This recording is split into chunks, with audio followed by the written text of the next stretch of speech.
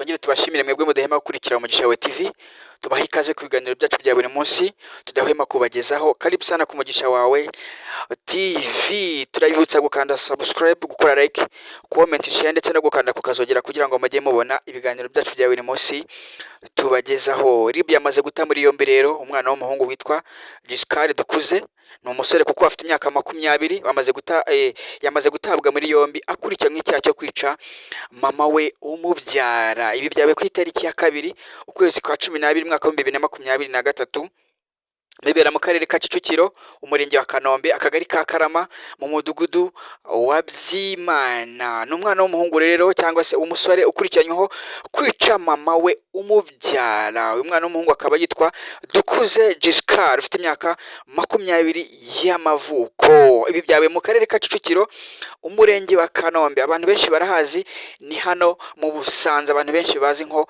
kuri Rwango, aho bimuriye abaturage bavuye muri Kangondo ya mbere na Kangondo ya kabiri bakaza gutuzwa mu Busanza, nyine mu mudugudu muzi cyane w'icyitegererezo hano hafi ya radari. Dukuze rero Giscard ufite imyaka 20 yamaze gushyikirizwa RIB cyangwa se yamaze gutabwa muri yombi akurikiranyweho icyaha cyo kwica mama we umubyara. Umubyeyi witwa Uwibambe Eugene akaba yamaze kwicwa n'umuhungu we, akaba yamaze gutabwa muri yombi. Nyine uyu Dukuze Giscard yamaze gutabwa muri yombi. Ni mu gihe twababwira yuko umubyeyi afite imyaka 52 y'amavuko yonyine. Murumva ko yari agifite byinshi byo gukorera umuryango we, yari akiri mutoya. Ibi rero byabaye kuno mugoroba, aho uyu muhungu mu masaha ya saa moya n'igice gutyo, aho Giscard yatahaga agashyika mu rugo ngo agasanga mama we, ari n'amakuru twakuye mu baturage batuye hariya, ngo agasanga mama we ngo arimo kubara amafaranga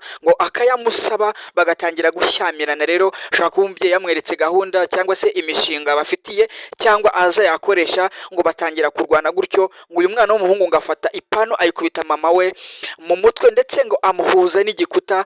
Umubyeyi ahita hasiga ubuzima, ahita yitaba Imana. N'uyu musore witwa rero Dukuze Giscard ufite imyaka 20 ukurikiranyweho kwica mama we ufite Uwibambe Eugene ufite imyaka 52 y'amavuko. Nk'uko twabibabwiye rero byabaye muno murenge wa Kanombe, akagari ka Karama, mu mudugudu wa Byimana. Abantu benshi murahazi, ni hano kuri Rwango rwose, mu mudugudu w'icyitegererezo watujwemo abantu baduvuye muri Kangondo ya mbere ndetse na Kangondo ya kabiri. Twaganirije abaturage rero, buriya mubyeyi cyangwa se abaturanyi batubwira ko uno mwana rwose yarasanzwe yitwara nabi, ariko rero ku byabaye nta makuru bari bafite kuko bamenye niba koko ari andi makimbirane yari ahari mu rugo iwabo, kuko uwo mubyeyi yari afite abana babiri, uwo Giscard nyine Dukuze Giscard ufite imyaka 20 ndetse na mushiki we.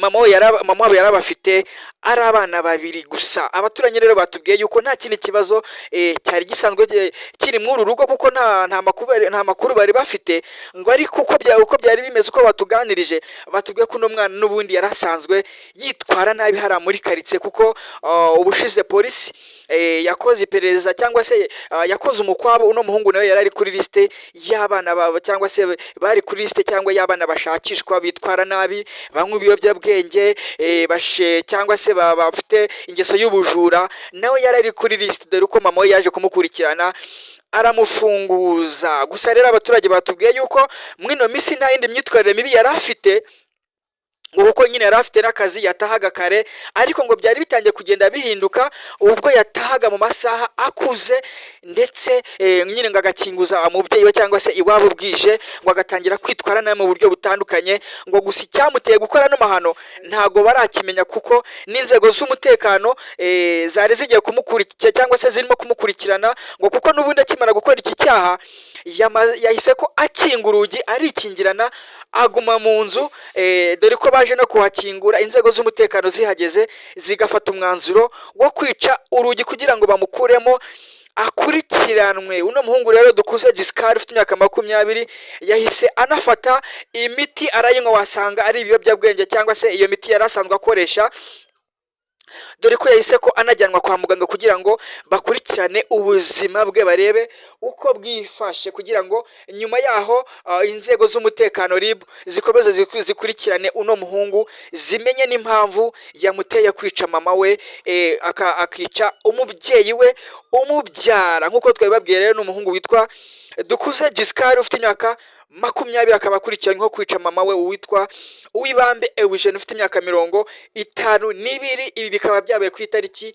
ya 2 ukwezi kwa 12 umwaka wa 2023, bikabera muri kano karere ka Kicukiro, umurenge wa Kanombe, akagari ka Karama, mu mudugudu wa Rwango, cyangwa se hano abantu bakunze kwita mu Busanza. Murahazi cyane, n'ahantu hamaze kugera umujyi abantu benshi bazi. Twavuga ngo rero no mubyeyi, Imana imwakire mu bayo, imuhe iruhuko ridashira, Imana imutuze ahantu heza.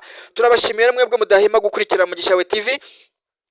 Turabibutsa gukanda subscribe, gukora like, comment, share ndetse no gukanda kukazogera kugira ngo mujye mubona ibiganiro byacu bya buri munsi tubagezaho. Tunabasezeranye no kuzakomeza kubakurikiranira ino nkuru uko izarangira, uko bizagenda. Hanyuma rero nuko byagendekeye uno Dukuze Giscard wisangaga mu cyaha cyo kwica mama we umubyara uwitwa Uwibambe Eugene ufite imyaka 52 gusa y'amavuko. Abaturage akaba bavuze ko ngo yamwishe ngo kuko yamwimye amafaranga, akaba ariko babitekerezaga, ariko RIB ntago irabasha kumenya nyirizina icyatumye uno mwana yica mama we, dore uko yahise ko yiha ibintu bitamenyekanye, bigatuma ajyanwa kwa muganga kugira ngo babanze bite ku buzima bwe, inyuma bazamukurikirane barebe cyangwa se bamubaze impamvu yatumye yica mama we umubyara. Turabashimiye rero mwe mudahema gukurikira Mugisha we TV.